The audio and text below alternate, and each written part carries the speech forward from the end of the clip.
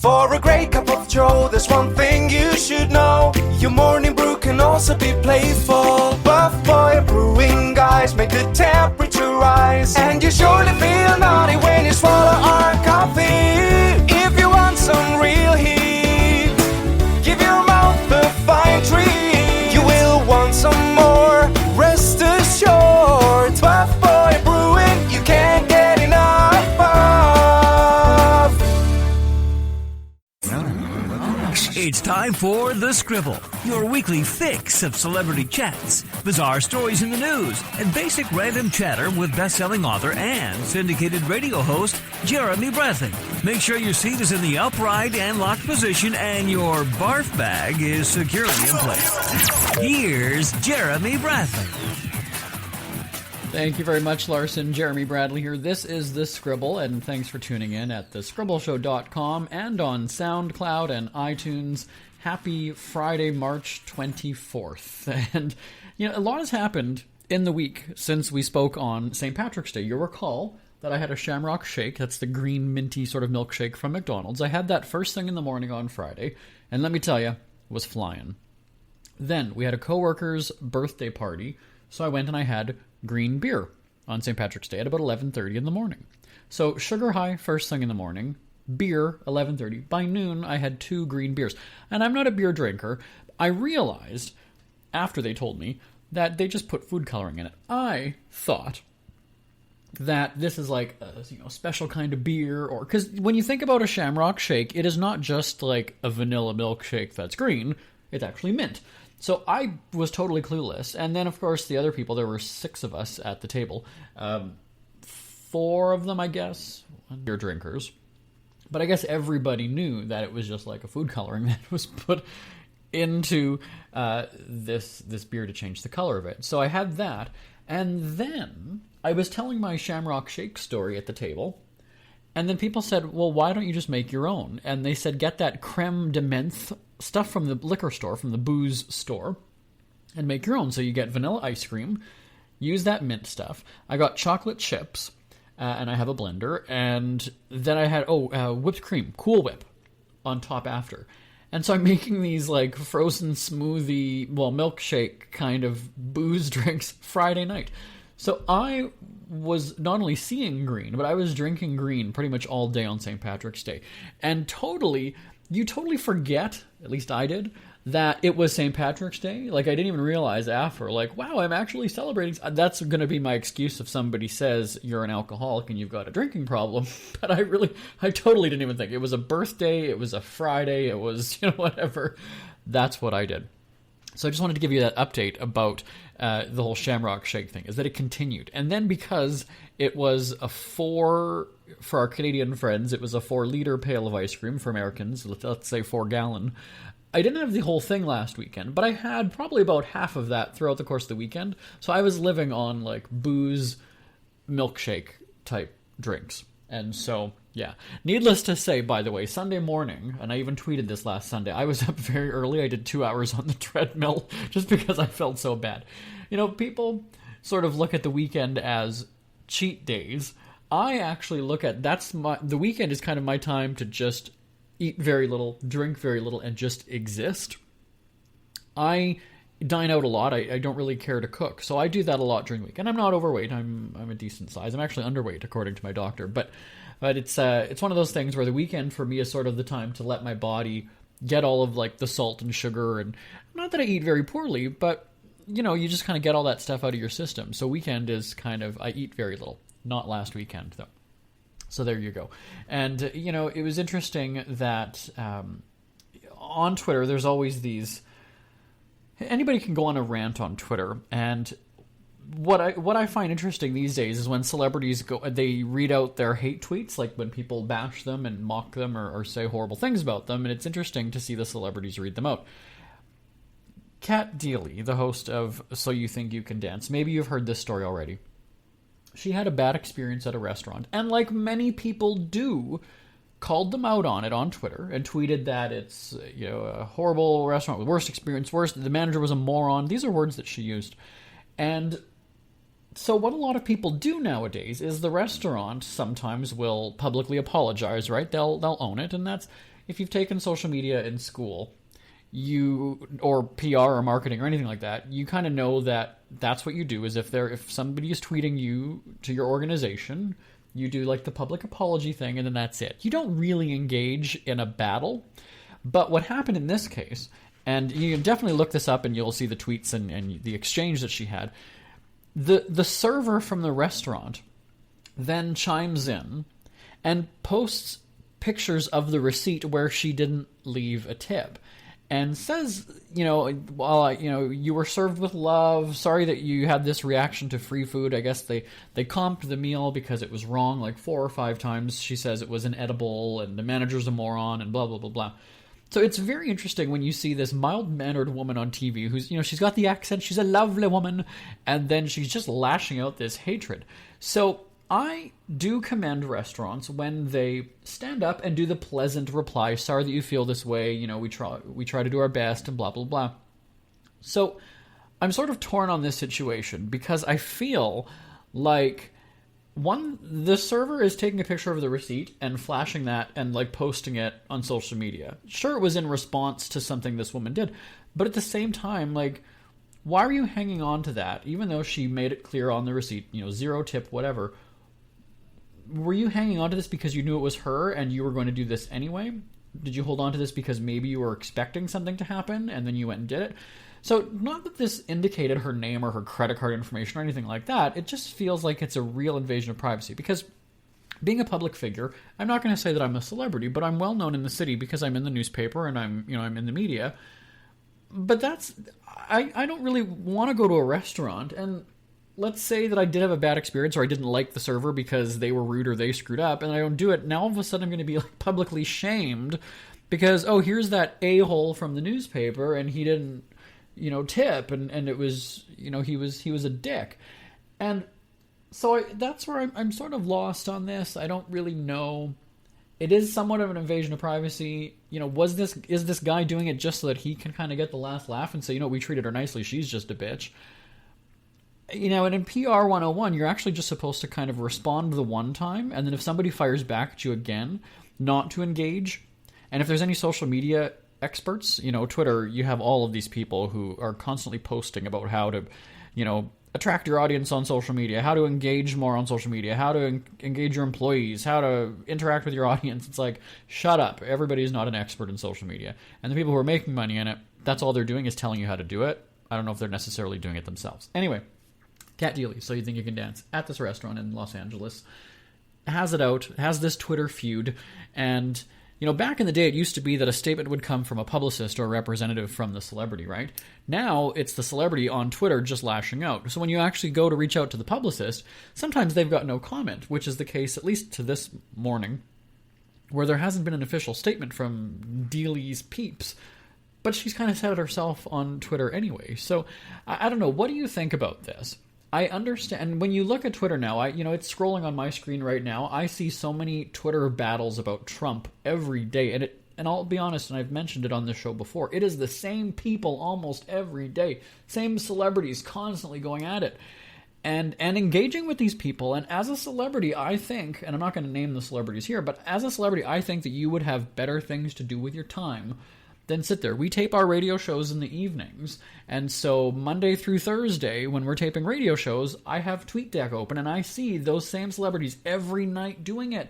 Why aren't you out being a celebrity? Why are you glued to your phone and, commenting and having these fights with this trash that is just really trying to stir you up for the most part anyway? I don't get it. I don't get it. So, back to Dealey. Was she right or wrong for expressing her opinion and calling the manager a moron? Was the restaurant employee who posted the receipt and addressed her publicly and said, we did our best, we served you with love, that was his words, or I served you with love. Was it wrong for him to do that? Send me an email, live@jbonair.com, live@jbonair.com, because, I think these types of things are going to get worse. Now, here's the deal. I will reach out to a company, which I did just not even 2 weeks ago. I had a drain that was plugged, and there on the bottle that I had of Drano, I'll name the product, why not? Or sorry, it was Liquid Plumber. it says guaranteed in a banner on the front. And so I thought, you know what, I'll get this. And if it doesn't work to clear my drain, I will just get my money back. When I'm in the store and I see the label says guaranteed, I'm not, looking for the fine print and then you have to go to this website to get your refund or whatever. Who's going to do that in the aisle of the store? I'm just going to assume that if I'm able to buy this product here, that I'm going to be able to get a refund if it doesn't work. That's what guaranteed. There's no asterisk. There's no whatever. It just says that. So get home, pour this thing into the drain. You have to use the entire bottle, $6, literally down the drain. And I'm sitting and waiting, and then I pour the hot water. Like, I'm following the instructions. I'm not doing anything wrong. But obviously the guarantee would have come into effect because it did not clear the drain. So I then go to the website that's listed on the back. It actually redirects you to another website saying that we've discontinued this campaign or whatever it is. So then I go and I look for the American website. Bought this in Canada. I look for the American website, and they've got the guarantee and the refund. And in reading this document that you've got to fill out and fax to them or email them or whatever it is, you got to fill it out. In all the fine print, it says that you've got to be, it's eligible in the United States. So to me, I wasn't even sure if that's legal to do that. You've got packaging for Canada that says guaranteed on the front, and it even has like Canadian addresses and things like that on the back label. How can you do that? Is that legal to say guaranteed, and then all of a sudden, through a series of websites, and you do your own sleuthing, essentially, come to find out that the offer isn't valid in Canada? I understand when you have, let's say, like mail-in rebates or whatever, or, the labeling is American. This all says Canada on it. So I couldn't find any information to actually reach out to somebody. And in my position, I would typically go to media relations and say, you know what, I want you to comment on the radio about this because it seems a little sketchy and slimy. But I reached out to them on Twitter just asking, how can you say guaranteed on your packaging but not offer it to Canadians who are buying this in Canadian stores? That's my indirect way of putting them on blast in the first place and saying, hey, I don't get this. But at the same time, I'm not going to bounce around websites, send this request in the mail or fax it, whatever. I want the refund. You're offering this, make it happen. And I also do that for consumers as an indirect way, at least in Canada, because I don't know if I did hashtag Canada, but wanting other people to realize, hey, if you're buying this product, it's not guaranteed, so buyer beware. I didn't lash out and say, your product sucks, it didn't work. I haven't done anything like that. And they did the right thing. They replied to me and said, send us your information and we'll look into it. Now, when they did direct message me on Twitter, they offered me a coupon. And I said no dice because I ended up having to go more out of pocket to get this fixed and pay for it, that I don't want a $6 coupon for more of your products because I don't have the trust in the quality of product that you produce. Now, again, this could have all played out publicly, but no. They reached out, they said, hey, let's take this offline, let's get it fixed for you. And about, not even a week later, a check arrived from the Clorox company, and I was happy. Problem solved. Now, the more really, really professional thing would have been for me to then publicly thank them that it arrived and whatever, but I just thought, you know what, their customer service isn't the greatest, from what I experienced anyway.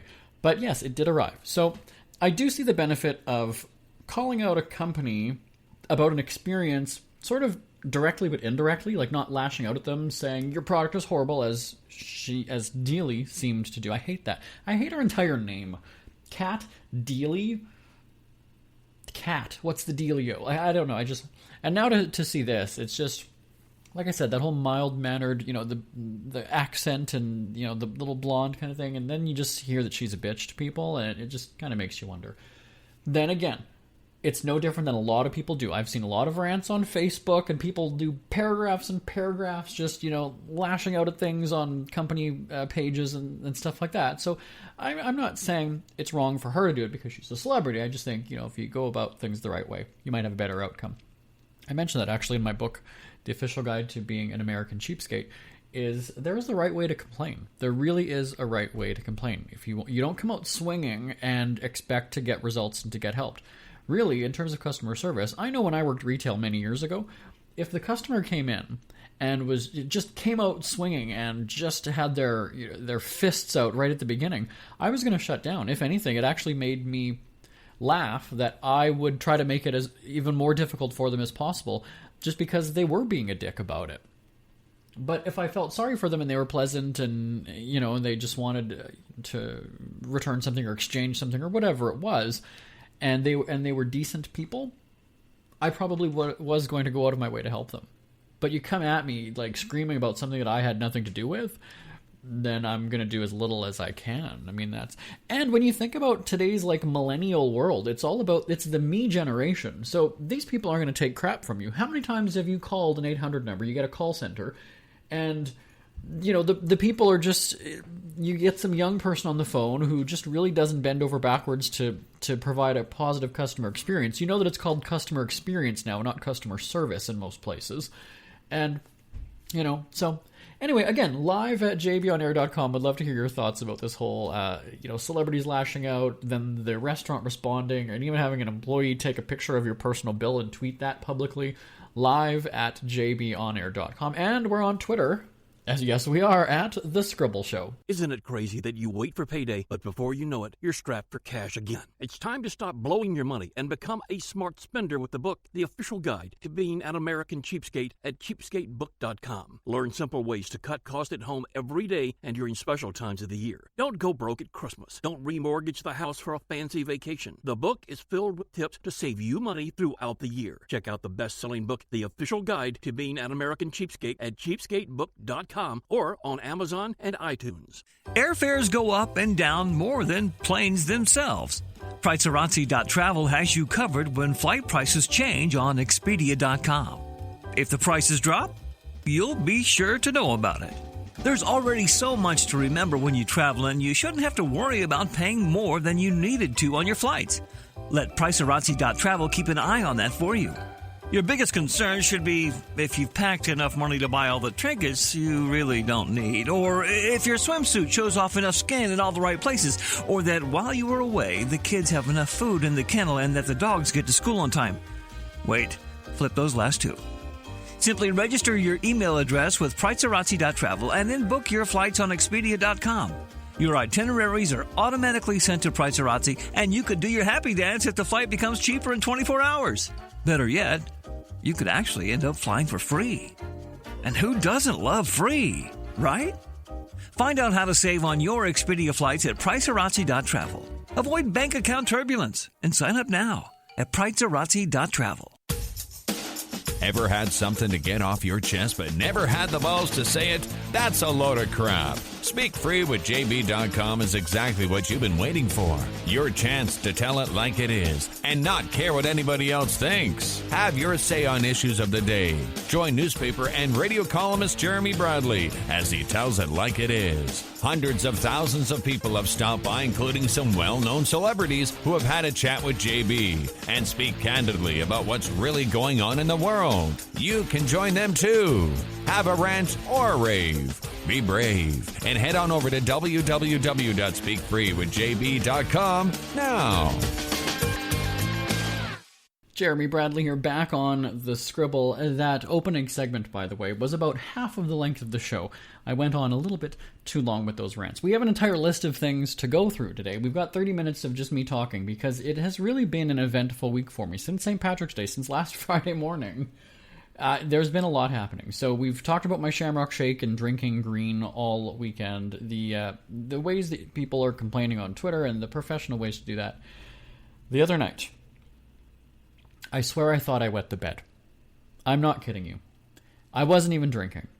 I had a sore neck a few nights in a row, and I had a hot water bottle, and it was I had it behind my neck, sort of as a pillow. And it just felt good. And I came in saying to everybody, you know what? Like 2 nights in a row, I've had like the best sleep ever. I don't know if that it just comforted me or what, but it was just awesome. So then, third night in a row, I'm like, okay, third night's got to be a charm, right? So I put on my Breathe Right nasal strip. Here I am name dropping, but I enjoy the product, so I don't mind it. And I thought, it's going to be a really good night. I got my hot water bottle, got my Breathe Right nasal strip. It's going to be awesome. It's going to be good. go to bed early even, because I was like, I want to get like 8 or 10 hours of sleep. At about 2:30 in the morning, I happen to wake up and then kind of just, roll over to my side and move a little bit. And I feel wetness and kind of like a cold wet. And I just thought, oh, well, maybe I'm sweating because, right, I had that heat underneath me that maybe my body was sweating. Then I thought, maybe I'm getting sick. Maybe that's where the pain in the neck is coming from, and that's whatever. I'm just going to deal with it. I'm getting sick. Move around a little bit more, and I'm basically laying in a puddle. So I'm thinking, and I've got 2 dogs, so I'm thinking that, okay, one of the dogs, like, pissed the bed or something. And I feel my friend thinking, was it me? Am I 13 again? Did I really do this? But nothing in the front is wet. It's just the back. Like, my entire back is soaking wet. So, and again, at 2:30 in the morning, it's dark, I'm kind of fumbling around, and then I just feel like the entire bed is wet. Takes me a really long time to realize it once I'm kind of up and moving around that the water bottle is still on my actual pillow. Completely empty. The little plug, like not the cork, whatever you call it, the plug in the end of the bottle, is still in there. So somewhere this sprung a leak and was just leaking as I slept. So I'm sitting there going, I'm not going to freak out about this because that's going to fully wake me up and I'm not going to get back to sleep. It's going to be a really, really bad day. So I picked up my dry blankets and I put them under me. I was like, okay, I'll just sleep on the dry stuff then and, deal with it. That's when my brain starts going, you know what? No, because this is not going to make it better. Now just everything's going to be wet. It's going to be a problem. So I ended up taking the dry blankets, went downstairs to my couch, and the dogs actually thought that, we're going on almost 3 o'clock now. The dogs are thinking, it's time to get up. Wake up, wake up. No, you guys, we're still sleeping. It's time. We're going to bed. We're going to the couch. It's not uncommon that I fall asleep on the couch sometimes on the weekends or even some nights anyway. So it's nothing unusual if we do end up sleeping on the couch, but not in the middle of the night we go from bed to couch. And so then I wake up, the next morning, I'm ready to go. And I go upstairs to get dressed, to get my clothes and everything. And I open the blinds. So I'm like, okay, the sun will come through the window all day. It'll dry out my mattress. I moved really I've got a sheet, and then a sort of like another sheet over top of it kind of thing for dog fur. And then I've got a blanket that I lay on. So there's a few layers till you get to the mattress. So it's not like the mattress was like drenched, and it's a hot water bottle, so it doesn't hold that much water, but it seemed like it really did spread out. So I'm like, okay, I'm going to be gone. It wasn't sunny the next day, so it didn't really dry anything. And then I got home at whatever time it was, 6 in the evening or something, and the blankets were still wet. And I thought, oh my God, I can't believe this. Just from a little tiny water bottle. Maybe I did piss myself and I just don't know it. I don't know. But it ended up being a horrible, I wake up and it's like I've wet the bed, but I'm swimming. Did it rain? Did the dog pee? What happened? I don't know. So it was not a very good start to that day. And just when I thought, it felt like it was a waste of a Breathe Right nasal strip. And you only get 10 of them in that package. So you try to use them sparingly, right? If I, how some people will do, drugs at night or whatever it is. To me, that's my buzz. I'm going to breathe good tonight and I'm going to get a good sleep. That is how sad my life is. Let's take another break. I'm going to cry. Who are the Kardashians feuding with now? What did that little thug Justin Bieber do this time? Who's getting hitched? And who's headed for Splitsville? Hear the latest celebrity news and gossip every day on Entertainment Wrap-Up. The good, the bad, the ugly, but mostly the ridiculously hilarious. It's all recapped in this daily segment at entertainmentwrapup.com. Have a laugh at the expense of the rich and famous when they take themselves way too seriously. It's 3 minutes of time-wasting fun at entertainmentwrapup.com. Check out Entertainment Wrap-Up at entertainmentwrapup.com. Brought to you by Speak Free Books. It's never too early to start thinking about your next holiday. Have you checked out Mexico recently? From tequila tasting, swimming with horses, to ziplining through the jungle and watching whales and dolphins in their natural habitat, Puerto Vallarta has it all. Visit mexico.jbonair.com to see all the fun PV has to offer. That's at mexico.jbonair.com for hundreds of photos, interviews, and videos from around the tourist hotspot. Check out mexico.jbonair.com for all the fun. That's mexico.jbonair.com. Yes, there are times that I just want to go to Mexico. Although I don't know if Donald Trump would like that. I'm Canadian, so me going to Mexico, I've got to kind of fly over the U.S., but I don't know. And then there's that whole boycott Hawaii thing now, too. So it's like states are turning on each other. It's very odd what is happening. And I can tell you, and if you're American and you're listening and you know any Canadians, us Canadians all say the same thing. It's funny as hell for us to watch. But at the same time, you guys did it. And I can't say that all of you did it. It's just because we had in Canada a prime minister that most of the country didn't like for many years.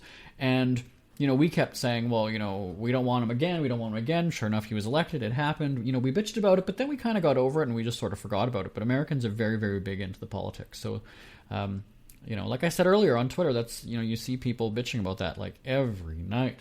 It's not going to change anything unless you guys all rally and like overthrow the government or do something. I don't know.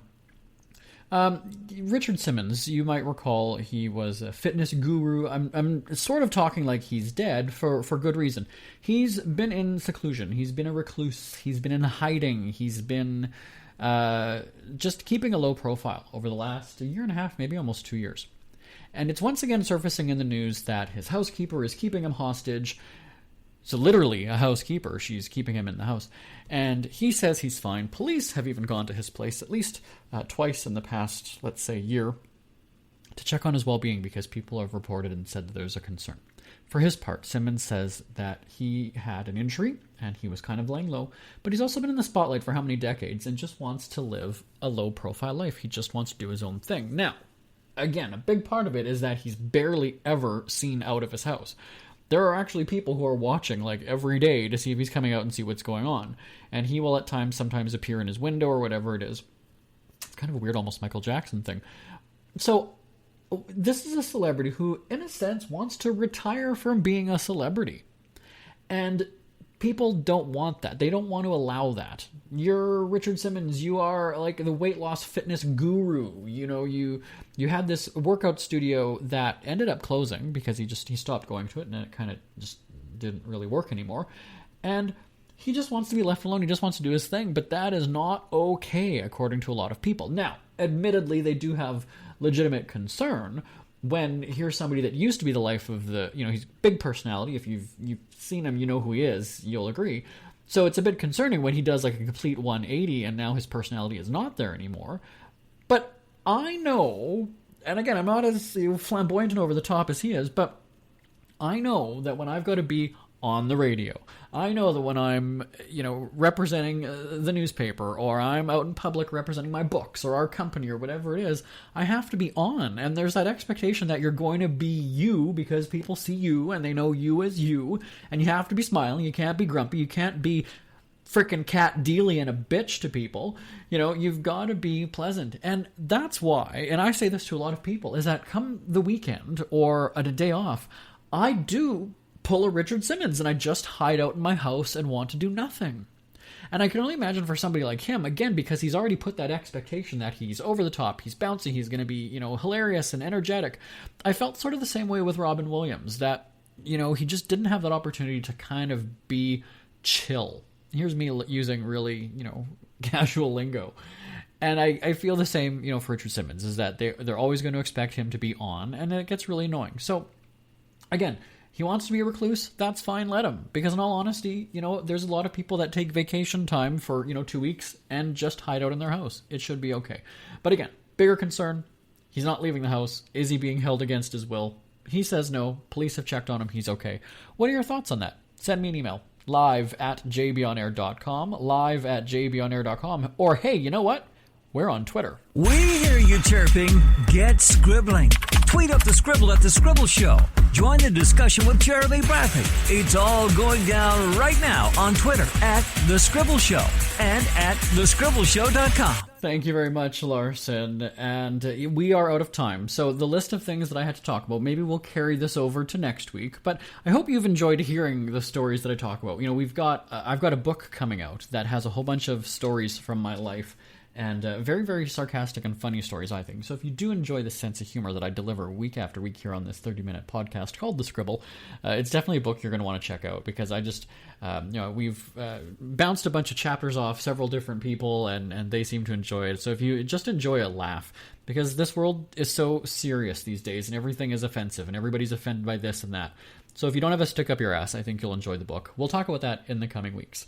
My name is Jeremy Bradley. This is The Scribble. I will talk to you next time. Live at jbonair.com is the email address. Bye-bye, everybody. Want more Scribble? Check out thescribbleshow.com for past shows, celebrity interviews, cheapskate tips, and more. That's at thescribbleshow.com and on Twitter at The Scribble Show. The Scribble is a speak-free media presentation. If you want some real heat,